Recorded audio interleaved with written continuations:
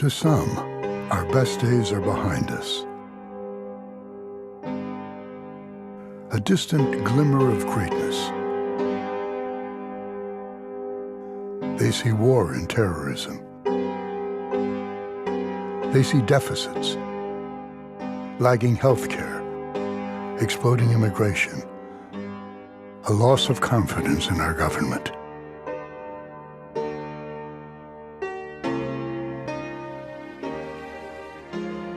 What are they thinking? This is still America. Our people are still free, still proud, still prosperous, still driven to do great things. Name me a country you'd rather live in than America. Is there a state you'd rather call home more than Tennessee? About 25 years ago, I was privileged to meet a man named Alex Haley. Alex was the most unerringly positive man I've ever met. He had something good to say about every person, about every situation. He exuded joy, shared it with everyone he met. This is the home in Henning, Tennessee, where Alex Haley's mother grew up, where Alex used to spend his summertime, sitting on the porch steps, listening to his Aunt Liz and Great Aunt Plus, telling the stories of his ancestors, Kunta Kinte and Chicken George, that eventually became the story of Roots. Alex used to tell me with a twinkle in his eye that his Great Aunt Plus, rocking on that porch swing, could knock a firefly out of the air at 14 feet with an accurate stream of tobacco juice. If there ever was a man with a reason to complain, it was Alex Haley. Alex was the grandson of slaves, yet he became one of the most beloved writers and personalities in the world. How did he come so far? Well, the answer is right here, in the front yard of his grandmother's house, where we buried my friend Alex Haley 15 years ago. It's how he lived his life. It's how he chose to be remembered. Find the good and praise it. Find the good and praise it.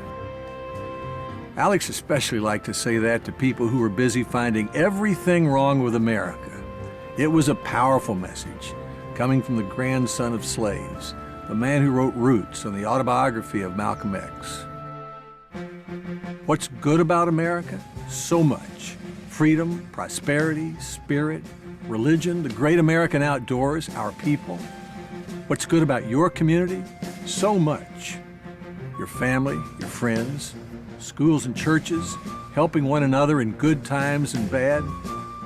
What's good about your family? Moms, dads, brothers, sisters, aunts and uncles, people who love you through thick and thin. That's how I look at America. Find the good and praise it. Now, does that mean everything is perfect? Absolutely not. And if Alex were with me today, he might add to his line something like, cut the spin and tell the truth. Do Democrats and Republicans in our government always work together for the good of our country? They do not. Have we won the war on terrorism? We have not. Have we solved the tough issue of illegal immigration? We have not. Is health care in America as available and low in cost as it ought to be? It absolutely is not. When I was elected governor of Tennessee, Ned McWhirter was the Democratic Speaker of the House. Some reporters came up to Speaker McWhirter and asked him, what are you going to do about this new young Republican governor? And Ned said, I'm going to help him, because if he succeeds, our state succeeds.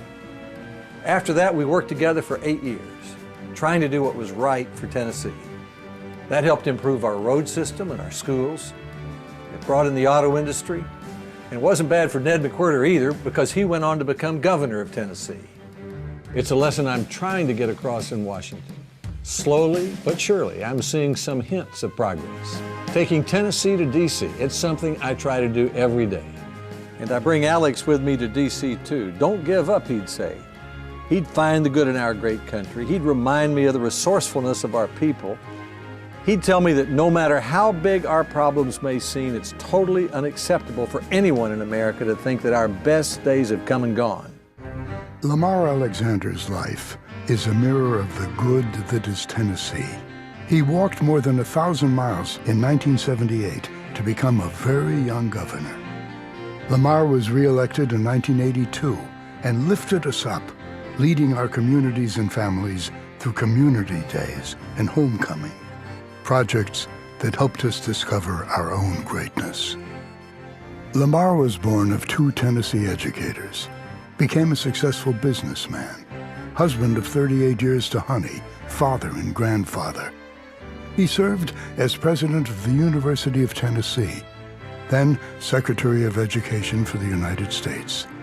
Later, he followed in Fred Thompson's footsteps and became our U.S. Senator. He's an interesting character, almost tireless. He climbed 14,000 feet up Mount Kilimanjaro with his family to celebrate his 65th birthday. He's a proud Republican with a strong conservative voting record, but he's the first to cross the aisle and shake a hand if it'll better our country.